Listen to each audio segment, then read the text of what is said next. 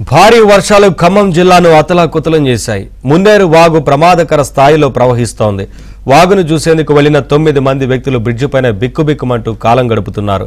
వారిని రక్షించేందుకు తెలంగాణ ప్రభుత్వం చర్యలు చేపట్టింది. విజయవాడ నుంచి హెలికాప్టర్ రప్పించేందుకు ఏపీ ప్రభుత్వం అంగీకరించింది. అయితే వాతావరణం అనుకూలించకపోవడంతో రెస్క్యూ ఆపరేషన్ను రేపటికి వాయిదా వేశారు. బ్రిడ్జిపై భారీగా వరద నీరు ప్రవహిస్తుండటంతో ఇరుపక్కల వాహనదారులు తీవ్ర ఇబ్బందులు పడ్డారు.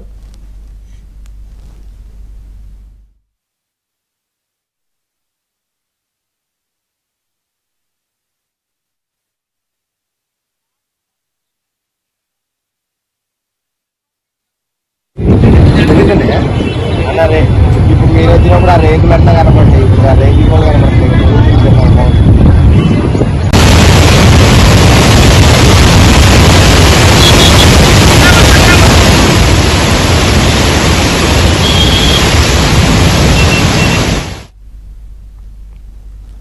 ఇక వైరా నియోజకవర్గంలో డిప్యూటీ సీఎం మల్లుబట్టి విక్రమార్క పర్యటించారు. వరద ప్రభావిత ప్రాంతంలో ప్రజల సమస్యలను తెలుసుకున్నారు. వైరాలోని ఇందిరమ్మ కాలనీలో నీట మునిగిన పంట పొలాలను పరిశీలించారు. నీట మునిగిన ప్రజలను ప్రభుత్వం ఆదుకుంటుందని భరోసా ఇచ్చారు. కొనిజర్ల, ఏన్కూరు మండలాల్లో వరద ముంపునకు గురైన ప్రాంతాలను పరిశీలించి అధికారులను అప్రమత్తం చేశారు.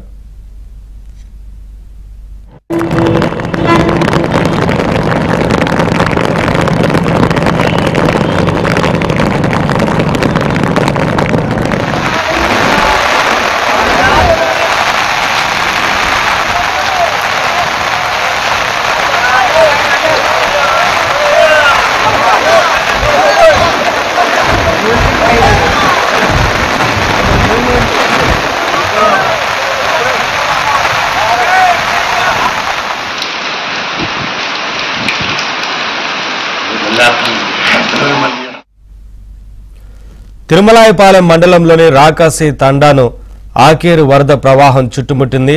తండా వాసులు డాబాలపైకి ఎక్కి గ్రామస్తులు వరద ప్రవాహం పెరుగుతుండటంతో తమను కాపాడాలంటూ వేడుకుంటున్నారు. తిరుమలాయపాలెం మండలంలోని రాకాసి తండాను ఆకేరు వరద చుట్టుముట్టింది.